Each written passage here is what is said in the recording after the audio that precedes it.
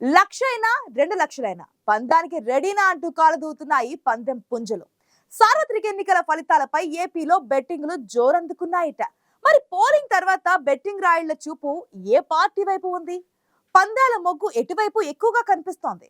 కాదేది అనర్హం అన్నట్లు విజేతలు, అధికారం, ఆఖరికి మెజారిటీలపైన కూడా బెట్టింగ్లు కాస్తున్న వారి ధీమా ఏంటి? బెట్టింగ్ రాయిళ్ల సొంత సర్వేలు ఎవరికి అదృష్టవంతులు చేస్తాయి, ఎవరి జోబులు ఖాళీ చేయబోతున్నాయి?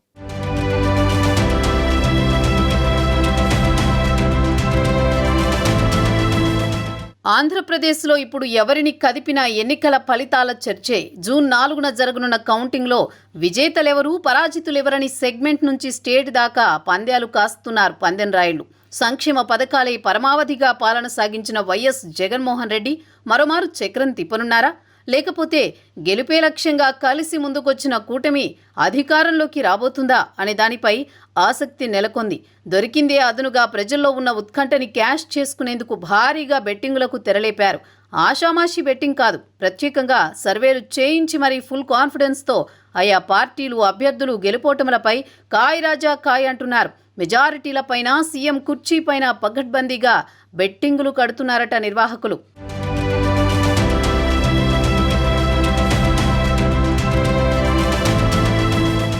పంద్యాలు అంటేనే మేమున్నామంటూ ముందు వరుసలో ఉండే గోదావరి జిల్లాలో బెట్టింగుల వ్యవహారం పాత రికార్డులు బద్దలు కొట్టేలా ఉంది.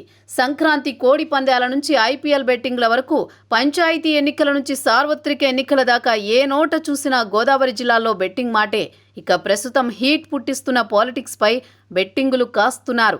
గత తెలంగాణ ఎన్నికల్లో కూడా కాంగ్రెస్ పార్టీకి 63 నుంచి 65 సీట్లు వస్తాయని సర్వే ఆధారంగా బెట్టింగులు నిర్వహించి అనుకూలంగా బెట్టింగ్ కాసిన వారికి కాసులు కురిపించిన ఓ బృందం బుకీలపై ఇప్పుడు అందరి దృష్టి పడిందట. ఏపీలో ఎన్నికల ఫలితాలపై వీరేం డిసైడ్ చేశారు? ఈ పంటర్స్ సర్వే ఫలితాలు ఎలా ఉన్నాయని తెలుసుకుని లక్షల నుంచి కోట్ల రూపాయలు పందాలు కాస్తున్నారట కొందరు.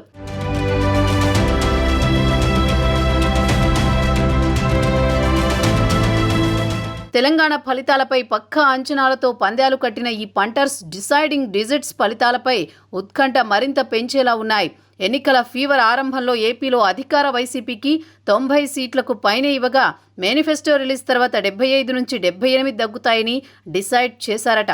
పోలింగ్ తర్వాత పెరిగిన పోలింగ్ శాతం ఆధారంగా వైఎస్ఆర్ కాంగ్రెస్ పార్టీకి 70 నుంచి 72 స్థానాలు మాత్రమే వస్తాయని డిసైడ్ చేశారట పంటర్స్.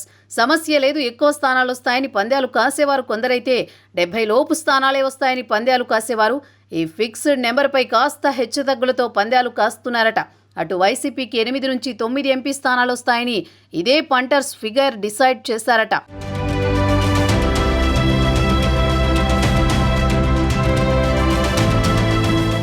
టీడీపీ, జనసేన, బీజేపీ కూటమి ఏపీలో సెంచరీ కొట్టడం ఖాయమన్నది బెట్టింగ్ రాయుళ్ల అంచనా. 100కు పైగా అసెంబ్లీ స్థానాలు గ్యారంటీ అంటూ ప్రధాన బెట్టింగ్ నడుస్తోందట. అలాగే 16 నుంచి 17 ఎంపీ స్థానాలు కూటమికి వస్తాయని ఆ ఫిగర్ని బేస్ చేసుకుని బెట్టింగ్ జరుగుతోందట. ఇక రాష్ట్రంలోనే కాకుండా దేశ విదేశాల్లో అందరికీ హాట్ సీటుగా ఉన్న పిఠాపురం అసెంబ్లీ నియోజకవర్గంలో పవన్ కళ్యాణ్ గెలుపు ఖాయమని, 30,000 మెజారిటీ వస్తుందని భారీ బెట్టింగులు కాస్తున్నారట పందెం రాయుళ్లు. మొదట్లో పవన్ కళ్యాణ్కి 50 నుంచి 80,000 మెజారిటీ అంటూ నోటి మాటగా ఎందరో ప్రచారం చేసినా బెట్టింగ్ నిర్వాహకులు 30,000 మెజారిటీగా నిర్ణయించడంతో అంతకు మించి కాస్తే అభిమానం సంగతేమో గానీ అసలుకే ఎసరొస్తుందని ఈ 30,000 మెజారిటీపై బెట్టింగులు కాస్తున్నారట అభిమానులు, బెట్టింగ్ బాబులు.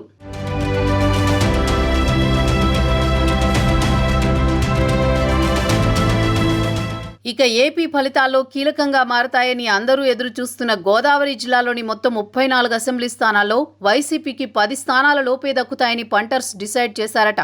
ఇక బీజేపీలో కీలకంగా మారిన నర్సాపురం పార్లమెంటు స్థానంలో ఎంపీగా బీజేపీ అభ్యర్థి భూపతిరాజు శ్రీనివాసవర్మ గెలుపుపై 1-2 రెట్లు ఇచ్చేలా భారీ బెట్టింగ్ జరుగుతోందట. క్షత్రియ సామాజిక వర్గానికి చెందిన నేత కావడంతో శ్రీనివాసవర్మ గెలుపుపై అదే సామాజిక వర్గం వారికి ఆసక్తి కూడా ఉండడంతో ఒక్క నర్సాపురం పార్లమెంటు స్థానంపైనే కోట్లాది రూపాయలు బెట్టింగుల రూపంలో చేతులు మారే అవకాశం కనిపిస్తోంది.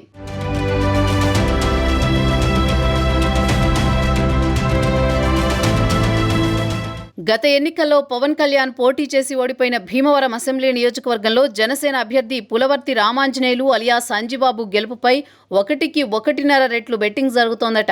మరో కీలక నేత రఘురామకృష్ణంరాజు పోటీ చేస్తున్న ఉండి అసెంబ్లీలో ఆయన గెలుపోటములపై సమాన బెట్టింగ్ నడుస్తోందట. దీనికి కారణం అక్కడ మాజీ ఎమ్మెల్యే కల్వపూడి శివ స్వతంత్ర అభ్యర్థిగా పోటీ చేయడం, టీడీపీ రెబల్ బరిలో ఉండడంతో రఘురామకృష్ణంరాజు తక్కువ మెజారిటీతో బయటపడతారని పందెం రాయుళ్లు అంచనా వేసుకుంటున్నారట.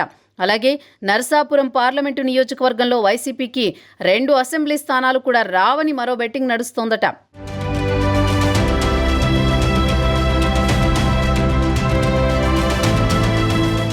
రాష్ట్రంలో కీలక నేతలైన చంద్రబాబు, లోకేష్, జగన్, పురంధేశ్వరి, బాలకృష్ణ వంటి వారి గెలుపోటములకు కూడా భారీ బెట్టింగులు జరుగుతున్నాయి. ఏపీలో ప్రభుత్వం మారడం ఖాయమంటూ అన్ని ప్రాంతాల్లో బెట్టింగులు ఊపందుకున్నాయట. బుకీలు నిర్ధారించిన నెంబర్లపైనే కాకుండా మ్యాజిక్ ఫిగర్పై, ఇంటెలిజెన్స్ సర్వే ఫలితాలపై, ప్రీపోల్ సర్వేపై ఫలితాలపై కూడా బెట్టింగులు కాస్తున్నారట ఉత్సాహవంతులు. లక్షలు, కోట్ల బెట్టింగులంటే ఆషామాషిగా నోటి మాట వ్యవహారం కాదు. అందుకే మధ్యవర్తులుగా ఉన్నవారు ఈ పొలిటికల్ బెట్టింగ్లో 5% కమిషన్ తీసుకునే డీల్స్ కుదురుస్తున్నారట. కొందరైతే కాగితాలపైన సంతకాలు చేయించుకుని మరీ కోట్లలో చేతులు మారుస్తున్నారనే ప్రచారం ఊపందుకుంది. బెట్టింగ్ రాయుళ్ల తీరు ఇలా ఉంటే ఏపీలో పోలింగ్ భారీగా నమోదు కావడంతో ఇది ఎవరికి వరంగా మారుతుందోనన్న టెన్షన్తో ఉన్నాయి రాజకీయ పార్టీలు. మహిళల ఓట్లు ఎటు పోలయ్యాయో తెలియకపోవడం, సంక్షేమ పథకాల ఎఫెక్ట్ పార్టీలో ప్రధానంగా అభ్యర్థుల్లో తికమక సృష్టిస్తున్నాయట. అయితే బుకీలు మాత్రం మీ టెన్షన్తో మాకు పని లేదు, మా అటెన్షన్ మొత్తం బెట్టింగ్లపైనే అంటూ నంబర్స్ డిసైడ్ చేసి గేమ్ నడుపుతున్నారు.